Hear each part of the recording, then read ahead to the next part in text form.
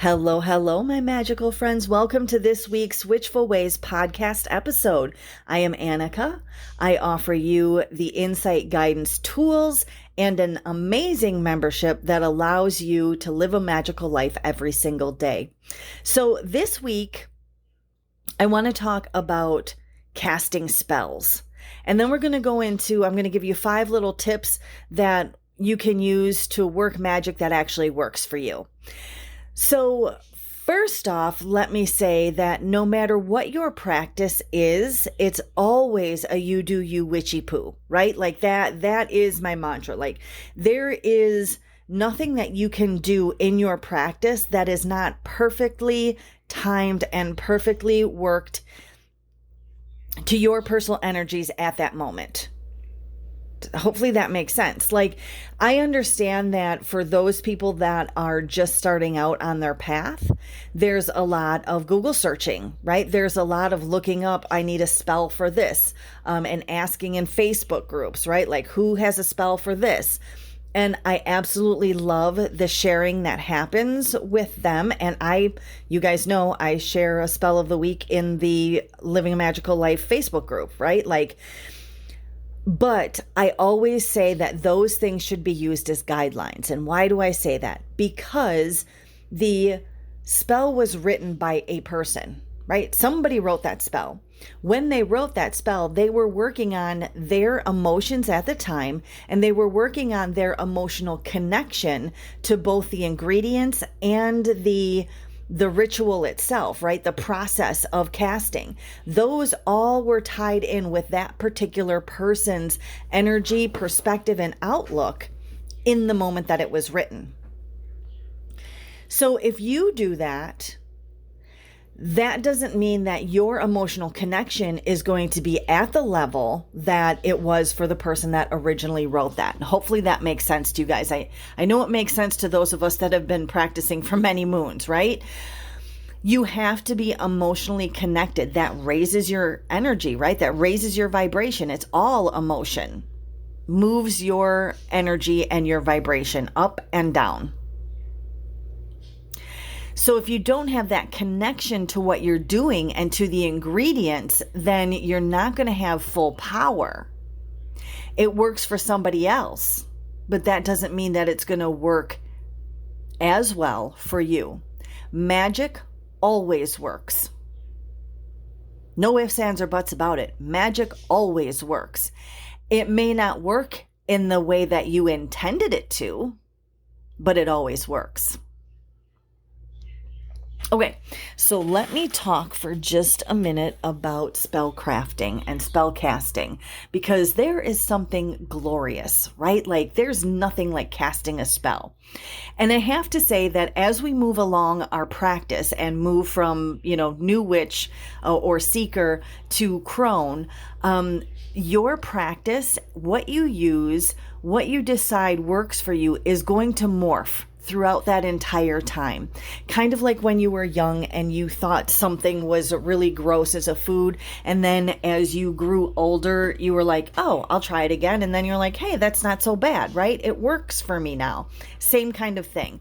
So what you give attributes of an ingredient to now may change 10 years from now, and know that that's perfectly okay. And that's why I always say as well that the traditional correspondences, again, just like original spells, were written for somebody else's connection and what their energetic connection and their idea of what this ingredient meant. If it doesn't work for you, if it means the absolute opposite for you, then you use that ingredient in the way that you connect with it. Okay? All right. Always you do you, witchy poo, right? So let's go back. Casting a spell. So when we think about prayer, right? We think of that as it's a very polite request in a way. A spell is absolutely almost opposite to a prayer, right? It's not, I humbly ask for this, what I need, if it's in alignment with divine will. That's a prayer, right? A spell is bold. A spell is, my will is divine will. What I ask for, I'm going to receive. Like, as it will, so it shall be, right? Like there's no ifs, ands, or buts about it. You are telling universe that you expect it to be delivered to you. And that makes a bold statement. So when you're ready to manifest something, when you're ready to bring your heart's desire into creation, then you need to create it. You need to craft it. You need to bring it into being. You need to work with one God, all source, whatever you call it, and conjure it right up for yourself. Now, you have to be aware, though, that to truly be successful in your spell casting, you have to choose an intention that's in alignment with your true divine nature, not your ego. And you have to understand where your power comes from the earth, the cosmos, the elements, and all that is. And then we also keep in mind that the powerful aspect of the spell is never the spell, right? It's not about the words. It's not about the ritual. It's not about the movement. It's all about the intention behind the spell and the energy that gets shifted during the spell cast. The spell is essentially just a framework that allows you to focus energy towards your goal and shift energy according to what's going to help you to manifest you to achieve or receive that goal. I mean, spells work because they have a powerful effect on the subconscious mind. Our thoughts, feelings, the expectations that we have, and the beliefs that we hold have a huge effect on the conditions that we experience and the perspective that we live our lives. But a lot of those thoughts, feelings, expectations, and beliefs are, of course, rooted in the subconscious. And that part of our subconscious mind, right, it isn't available. It's not accessible to us in everyday consciousness. So it can be difficult to alter it without some way of sending your mind into that mysterious place. And spells can take us there. And the rituals of our spellcast can take us there. They allow us to change the coding that defines our everyday experience and existence. But with whatever spell you choose to do and whatever the modality is that you choose to cast your spell, do it with playfulness and have fun. All of those things keep us open up to divine support and potential and positivity. Even if the spell is for something that feels kind of heavy and very important, like maybe healing for a sick loved one or manifesting money to pay the rent, do your best not to take it super seriously, even while feeling that deep sense of need. And if you forget to say something or you drop something or you spill something, laugh about it. It's no big deal. It doesn't have to be, some like bad omen that says that the spell can't work just because things didn't go perfectly. There is never anything that you're going to be able to do. You're not going to make some fatal mistake that's going to bring about undesirable consequences. That's Hollywood movies. That's not how it really works, right? As long as you choose your intention that's in alignment with your divine desire, and again, setting your ego aside, right? And as long as you work within your spiritual beliefs, practices, whatever your system is regularly, and I do that, and I mean that by living a daily magical life, right? You have absolutely nothing to fear. Okay, so let's get into my 5 tips for working magic that actually works for you. So the first one is to remember, not the first one, but the pre-first one is to always remember that when you are working your spells, magic always works. Again, it may not work in the way that you expected it, but it will absolutely work in the way that it'll most benefit your best self or your highest self. Okay, so even when you do something, it doesn't turn out quite the way that you wanted it to, it often leads you to a realization of what you do not want and allows you then to tweak your next magical endeavor to move more towards what it is that you are working to bring about for yourself. Okay, 5 ways to manifest your desires. First one, Again, you have to align with your most authentic intention. Take your time, find your hidden power, the place where you know exactly what will contribute to your most ideal and perfect desire. So think about what gives you like that tingly feeling when you consider it, when you think about it. What makes your heart sing? What, when you think of it, reminds you of waking up on Christmas morning or your birthday and knowing that you're going to get exactly what you wanted? That's the sweet spot, and that's where you start your magic from. 2, find the ways your intention has already manifested in your life. So we have to remember that vibration is what attracts things into our life, and feeling is what shifts that vibration. So if you want to work your magic and want to work magic that works, notice all the ways that your intention is already present in your life, right? Law of attraction.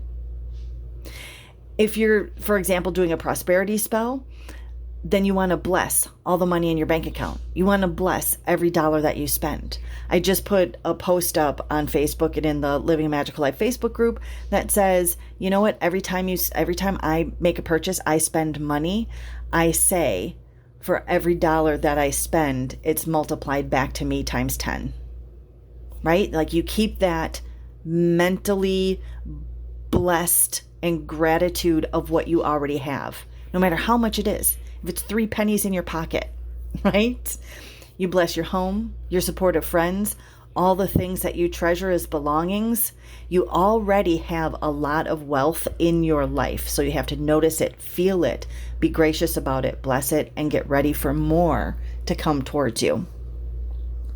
The next one, 3, let go of the need for your intention to manifest. That is a hard one. Sounds a little weird too, but this is solid gold right here. Like, if you might think that you're doing a spell or a ritual is kind of the equivalent of writing a letter to Santa, right? Or writing a letter to the universe. You're requesting a certain kind of support, a certain kind of action, a certain kind of something to fall into place for you. But that letter is never going to get to its destination if you don't finally drop it in the mailbox. So that doesn't mean that you don't have to take steps in the mundane world. That doesn't mean that you can just drop the mundane actions, right? Your mundane actions have to support your magical endeavors and vice versa. You have to work very hard on occasions in order to contribute to the manifestation of your goals. Again, if you're manifesting a new job but you never put out applications, it's just not going to work that well. But that just means that from an energetic perspective, it's important not to feel desperate or panicky about the results and what's going to happen, because that actually sends out a vibration of lack. On the other hand, if you want to work magic that works, it's important to take action with a grounded sense of confidence and calm. So daily meditation works well with this, but it can't be a panicked, right? Because when you're panicking, you're focusing on what you don't have or what bad is going to happen. We don't panic about the good stuff that's coming. We don't worry about knowing that we're receiving and that we're going to have abundance. It's a lack of, and that pulls our vibration down. It's a hard one for some people to kind of work with, and absolutely understandable. But number 4, you still have to expect that your intention is going to manifest. So you have to let go of the need for it, but you also have to totally expect it. How hard is that, right? So do you need your favorite ice cream to be in the grocery aisle at 7 p.m. tonight? No, but you probably totally expect it if you go to the grocery store at 7 p.m. tonight and go down the ice cream aisle, right? You don't need to find, chocolate bars in the candy aisle. But there isn't probably any doubt in your mind that if you go down the candy aisle, you're going to find chocolate bars. Magic works because reality is fluid, and our expectation about how well our magic will work has everything to do with how well it actually does end up working. When you know it's going to work, it absolutely does. So that makes it a little bit difficult, right? So you got to let go of the need for your intention to manifest, but you still have to expect it to.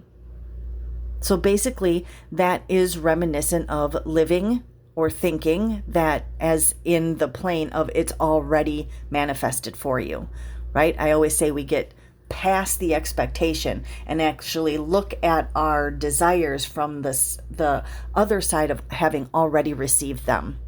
That's where manifesting super speeds itself. And the last part, number 5, is to make every aspect of your magic fun. Fun is the secret sauce of the magical game, right? Or the magical salad or burger. I don't know, but it's fun. When you're choosing your rituals or you're crafting your spell, follow the fun. Take the ingredients, the visualizations, the chants, the dancing, the timing, and all other aspects that make your inner child do a happy dance. Because that is going to light up your magical energy. And it's going to keep you in the ideal mindset for amazing magical success. And then we have to remember, of course, that we're all connected, right? So when you manifest your goals and achievements and desires, what you want from your heart, you bring about those for yourself, but not just for yourself, also to everyone's world. So we have to go out and manifest the best magic that we can actually work for ourselves. So those are my quick 5 tips. And of course, I go into them deeper in each one in the Circle membership, which you can find out all the information on the website at witchfulways.com. Have a wonderfully magical rest of your night and week, and we'll talk to you next time.